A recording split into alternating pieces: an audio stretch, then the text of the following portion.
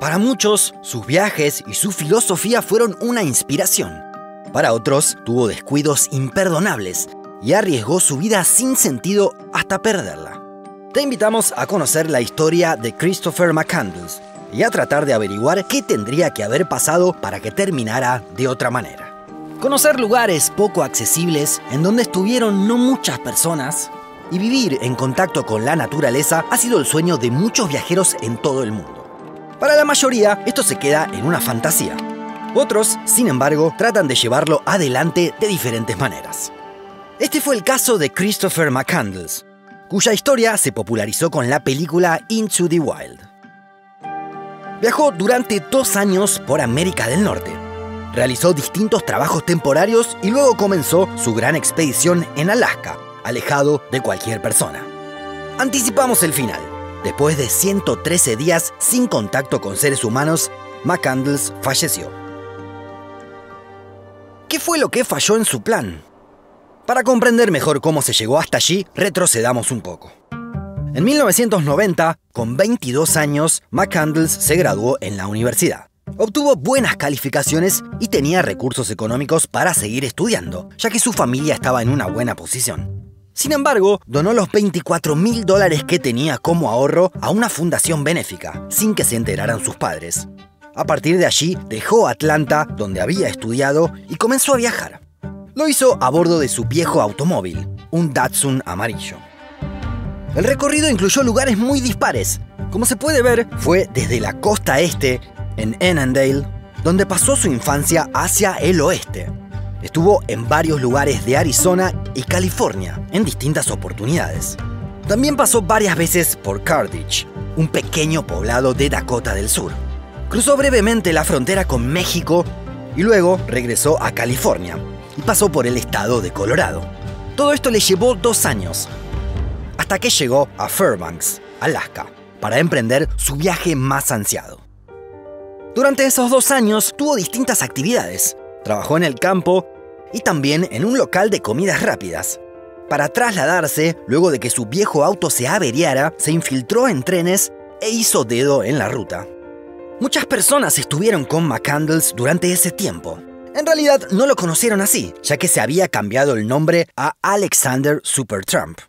Según explicaba, quería realizar un viaje a Alaska, en donde pudiera estar alejado de cualquier civilización y en comunión con la naturaleza. Su plan era vivir de lo que pudiera cazar y recolectar. En abril de 1992 recibió el aventón final en automóvil, desde Fairbanks hasta el inicio de la Senda de la Estampida, el recorrido por el que comenzó su travesía a pie. Había sido advertido en muchas ocasiones sobre su falta de preparación para sobrevivir en un entorno hostil. Solo llevaba una bolsa de arroz, un rifle que no tenía un gran calibre, una cámara fotográfica y algunos útiles. También tenía libros, entre ellos algunos que tenían información sobre las plantas locales. No llevó una brújula ni mapas de la zona. La Senda de la Estampida no es un recorrido que presente demasiadas dificultades para quienes tengan una mínima experiencia en travesías a pie. El mayor desafío puede ser el río Teclanica durante el verano, ya que se torna más caudaloso y rápido por el agua de deshielo. Pero en abril, cuando estuvo McCandless o Supertramp, no significó ningún obstáculo. De esta forma, prosiguió su camino en el interior de Alaska, hasta que se topó con un autobús abandonado dentro del Parque Nacional Denali. Estaba allí desde la década de 1960 y servía a cazadores y viajeros que estaban por la zona. Supertramp decidió que esa sea su base, según se pudo reconstruir gracias a la información que él mismo volcó en su diario personal. En ese lugar inhóspito comenzó a proveerse el alimento. A pesar de no tener experiencia en tiro, cazó varios animales. También recolectó bayas y distintos frutos, y gracias al libro de plantas locales pudo determinar si eran comestibles o no. Si bien perdió bastante peso, logró su objetivo de autosustentarse con lo que estaba a su disposición en la naturaleza. Así pasó buena parte del verano. Ya en julio, a más de 2 meses de haber iniciado la expedición, decidió emprender el regreso. Ahí se topó con una barrera, el río Teclanica. Estaba crecido y no era posible cruzarlo a pie. Ante esta situación, Supertramp decidió regresar al bus que le había servido de base. Sin embargo, ya había perdido mucho peso y estaba más débil. No le quedaba arroz y la caza y la recolección no eran suficientes. El 30 de julio escribió en su diario lo siguiente: extrema debilidad, me falta comida, semillas, tengo muchas dificultades para permanecer de pie, me muero de hambre, gran peligro. Que haya escrito la palabra semillas dio lugar a que luego se analice si pudo haber ingerido algún alimento que era venenoso. Con el tiempo, hubo muchos estudios que tuvieron conclusiones distintas. Para algunos, McCandless simplemente murió de hambre. Para otros, se intoxicó con semillas venenosas. En el medio, otros creen que ingirió un alimento tóxico, pero que no hubiera tenido grandes consecuencias si él estaba fuerte y bien alimentado. Es decir, el protagonista de esta historia había querido regresar a la civilización, no pudo cruzar el río y entonces retornó al autobús. Hasta ese momento estaba relativamente bien, pero tuvo una rápida desmejora. Se le hizo muy difícil conseguir alimento. Ya no intentaría volver a cruzar el río ni acercarse a la civilización. Finalmente, al cabo de un par de semanas, según se cree, el 18 de agosto de 1992, falleció a los 24 años. El 6 de septiembre, unos cazadores que pasaban por allí vieron una nota en el autobús con un pedido de ayuda. A continuación, descubrieron el cuerpo de McCandless. Esta historia fue narrada por Jon Krakauer, un montañista y periodista que escribió un extenso artículo en la revista Outside. Luego amplió su investigación y publicó el libro Into the Wild en 1996.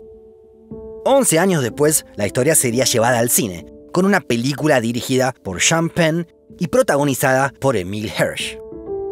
Tanto en el libro biográfico como en la película se nos presenta la imagen de un aventurero, de una persona con altos ideales digna de admiración. Sin embargo, por más que su historia haya despertado ansias de explorar de miles de viajeros, lo cierto es que cometió varios errores. Si su objetivo era viajar para estar en contacto con la naturaleza y aumentar su autoconocimiento, era imprescindible contar con la mayor cantidad de precauciones disponibles. Cuidar su propia vida y regresar sano y salvo tenía que ser una meta primordial. Y lo cierto es que no la logró. Para ello, tuvo algunas negligencias y también mala suerte. Si hubiese contado con un mapa de la zona, hubiera tenido algunas ventajas. Cuando quiso cruzar el río de vuelta y no pudo, estaba a solo 800 metros de una estación meteorológica abandonada. A esa altura había un cable de acero que unía ambas orillas y que utilizaban los meteorólogos para trasladarse dentro de una cesta de aluminio. Ya del otro lado del río, el regreso hacia las zonas más pobladas estaba asegurado, porque de hecho nunca estuvo muy alejado ni demasiado aislado. El bus estaba a solo 33 kilómetros de una carretera muy transitada por turistas. Tampoco fue bien preparado para la caza, ya que contaba con un arma pequeña para los animales de la zona. Existen algunas discrepancias acerca de si cometió un error con las semillas que comió en los últimos días. No se sabe si confundió las venenosas con unas que no lo eran, o si en el libro que tenía no constaba la toxicidad de ese alimento. Igualmente, también hay que reconocer que tuvo mala suerte. Luego de no haberse cruzado con nadie durante más de 100 días, solo 3 semanas después de su muerte encontraron su cadáver. Si esos cazadores hubieran pasado antes, lo podrían haber salvado. De cualquier manera, McCandless sirvió de inspiración a muchos viajeros que quisieron acercarse al lugar. El bus se convirtió en un atractivo turístico, tal vez en contra de lo que buscaba el protagonista de esta historia al alejarse de la ciudad. Muchas personas corrieron riesgos para llegar allí y tuvieron que ser rescatadas. E incluso algunas perdieron la vida al intentar cruzar el río. Por eso, en 2020, las autoridades de Alaska decidieron retirar el vehículo de la senda de la estampida. Por último, nos gustaría conocer tu opinión. ¿La historia de McCandless es digna de admiración? ¿O se trata de un inconsciente y descuidado que no analizó las consecuencias que tendrían sus actos? Déjanos tu comentario. También te invitamos a que te unas como miembro de Un Mundo Inmenso. Con un aporte mensual nos ayudarás a que sigamos publicando videos. también podrás acceder a materiales extra.